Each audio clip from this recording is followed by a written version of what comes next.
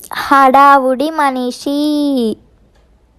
Hi friends, welcome back to our channel DS kids. ఈరోజు నేను మీకు ఒక మంచి కథ చెప్పడానికి సిద్ధంగా ఉన్నాను. ఆ కథ ఏంటో వినడానికి మీరు సిద్ధంగా ఉన్నారా?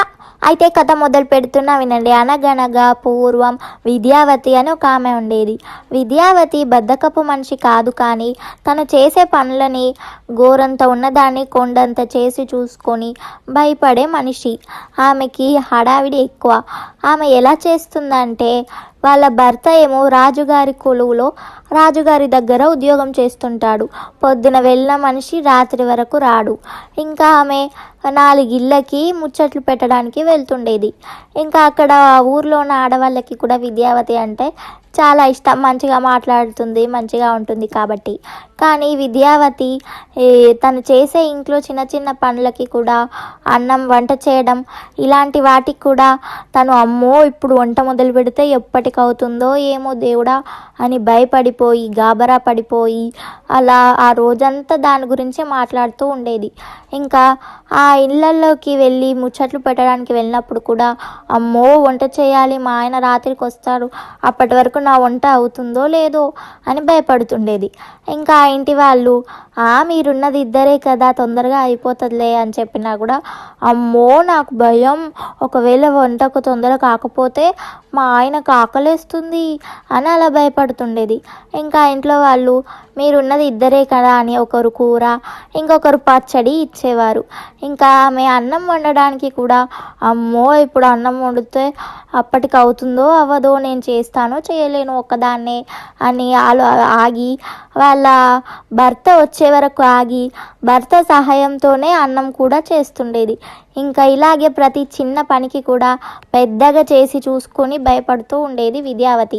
ఇంకా విద్యావతి ఎవరి ఇంటికైనా ఎవరైనా పని సహాయంకి పిలిస్తే అస్సలు వెళ్ళేది కాదు. అమ్మో నా వల్ల అవ్వదు, అమ్మో నేను చేయలేను అని భయపడుతూ ఉండేది. ఇంకా అందుకే కూడా విద్యావతిని కూడా పని సహాయంకి ఆ ఊర్లో ఎవ్వరూ పిలిచేవారు కాదు. ఇంకా ఇది ఇలా ఉండగా విద్యావతి వాళ్ళ ఆయన ఒకరోజు విద్యావతితో ఇలా చెప్తాడు. విద్యావతికి 2 తోటి కోడళ్ళు, 2 ఆడపడుచులు ఉన్నారు.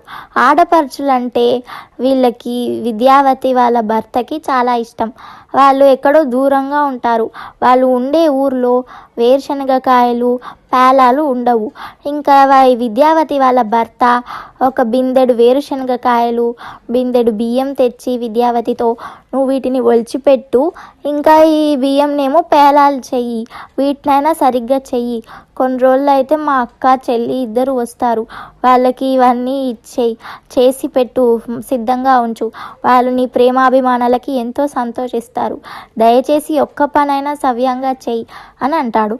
ఇంకా విద్యావతి బయటికి సరే అన్నా కూడా మనసులో వామ్మో బిందెడు శనగలు ఒలిచాలా, బిందెడు బియ్యం ఏంచాలా అని తన గుండెలో రాయి పడినంత పని అయింది. ఇంకా ఆ రోజు నుంచి విద్యావతి ఎవరి ఇంట్లోకి వెళ్ళేది కాదు. పని గురించి తలుచుకుంటూ తన ఇంట్లోనే భయంగా ఉండేది. ఇంకా కొన్ని రోజులు అయ్యాక ఆ ఊర్లో వాళ్ళే కొంతమంది వచ్చి అడుగుతారు, ఏంటి నువ్వు ఇంకా ఈ మధ్య మా ఇండ్లలోకి రావట్లేదు, మమ్మల్ని కలవట్లేదు అని.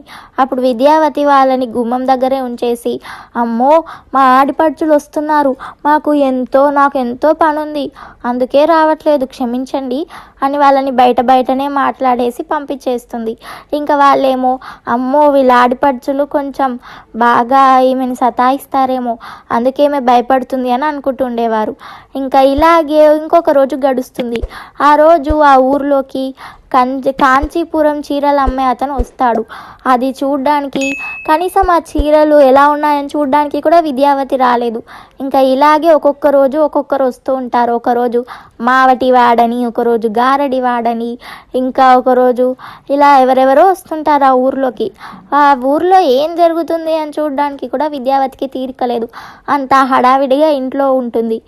అప్పుడు ఇంకా ఊర్లో ఉన్న ఆడవాళ్ళందరూ ఆమో విద్యావతికి ఎన్ని పనులు ఉన్నాయో, వాళ్ళ ఆడపడుచులు ఈమెని చాలా సతాయిస్తారేమో అని అనుకుంటూ ఉండేవారు.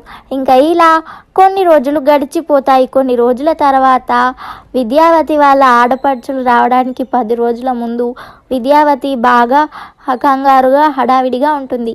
ఇంకా ఆ ఊరిలో ఉన్న ఆడవాళ్ళు కొంతమంది విద్యావతి దగ్గరికి వచ్చి, ఏంటి ఇన్ని రోజుల నుంచి హడావిడిగానే ఉన్నావు, నీ పనులు ఇంకా అవ్వలేదా అని అడుగుతారు. ఇంకా విద్యావతి, లేదు లేదు నా పనులు ఇంకా అవ్వలేదు, నాకు చాలా పనులు ఉన్నాయి, మా ఆడపడుచులు వచ్చేస్తారు, అమ్మో నేను పనులు చేసుకోవాలి అని చెప్పి అక్కడి నుంచి వెళ్ళిపోతుంది. ఇంకా వాళ్ళ ఆడపడుచులని ఎలాగైనా చూడాలి అని ఆ ఊరిలో ఉన్న ఆడవాళ్ళు అనుకుంటారు. ఇంకా ఇలా 10 రోజులు గడిచిపోతాయి. 10 రోజుల తర్వాత విద్యావతి వాళ్ళ ఆడపడుచులు వస్తారు. వాళ్ళిద్దరూ ఎలా ఉన్నారు, విద్యావతితో ఎలా మలుసుకుంటున్నారు, ఎలా ఉంటున్నారు అని చూడడానికి ఆ ఊరిలో ఉన్న ఆడవాళ్ళు విద్యావతి ఇంటికి వస్తారు. వాళ్ళు అక్కడ వచ్చాక అక్కడ ఉండే దృశ్యం చూసి ఆశ్చర్యపోతారు. ఒక ఆడపడుచేమో శనగలు ఒలుస్తుంది, పల్లీలు వణుస్తుంది, వేరుశనగకాయలు. ఇంకొక ఆడపడుచేమో బియ్యం ఎంచుతుంది పేలాల కోసం. విద్యావతి ఏమో హడావిడిగా గాబరా పడుతూ అటు ఇటు తిరుగుతుంది. ఇంకా ఒక ఆడామె, ఇదేనా అమ్మ నువ్వు చేసిన పని, ఎన్ని రోజులు పని పని అని చెప్పావు, ఇదేనా అని అడుగుతుంది. ఇంకా విద్యావతి, ఏం చెయ్యం చెప్పండి, నాకు పని తలుచుకుంటేనే భయం వేసేస్తుంది, అందుకే ఇలా నేను ఏ పని భయపడకుండా చేయలేను, పని అంటేనే నాకు మస్తు భయం అని అంటుంది. ఇంకా వాళ్ళు విద్యావతి ఆడపడుచులు ఏమైంది అని ఆడవాళ్ళని అడుగుతారు. ఇంకా వాళ్ళు చెప్పింది మొత్తం విన్నాక ఆడపడుచులు నవ్వుతూ, మా వదిన ఉట్టి హడావిడి మనుషులేండి అని అంటారు. చూసారా ఫ్రెండ్స్, ఈ కథలో ఉన్న నీతి ఏంటంటే, ఎప్పుడైనా మనం చేసే పనిని తలుచుకొని భయపడుతూ ఉంటే ఆ పని ఎప్పటికీ తెగదు. కాబట్టి ఏదైనా మనం పని అయ్యే ముందు చేయాలి. మనం ఈరోజు చేసే పని ఇప్పుడే చేయాలి, రేపు పెట్టుకున్న పని ఈరోజే చేయాలి. ఎప్పుడైనా మన పనిని మనం ముందు మంచిగా చేసి దాన్ని అయిపోగొట్టాకనే ఖాళీగా ఉండాలి. పనిని పక్కన పెట్టి వేరే విషయాలు, వేరే పనులు చేయొద్దు. ఓకేనా ఫ్రెండ్స్, ఈ స్టోరీ మీకు నచ్చితే లైక్ చేయండి, చాలామందికి వినిపించాలంటే షేర్ చేయండి. ఇంకా ఈ స్టోరీ గురించి ఏమైనా చెప్పాలంటే కింద ఉన్న కామెంట్ సెక్షన్లో చెప్పండి. ఇంకా మన ఛానల్ని సబ్స్క్రైబ్ చేయండి. సబ్స్క్రైబ్ చేసి పక్కనే ఉన్న బెల్ ఒత్తి ఆల్ ఒత్తండి. అలా బెల్ ఒత్తి ఆల్ ఒత్తితే నేనేమైనా వీడియోస్ చేస్తే మీకు నోటిఫికేషన్స్ వస్తాయి. ఓకేనా friends, bye. See you next week. ఇంకొక కొత్త మంచి స్టోరీస్తో నేను మీ ముందుకు వస్తాను. నేను మీ బుద్ధుడిని. బాయ్.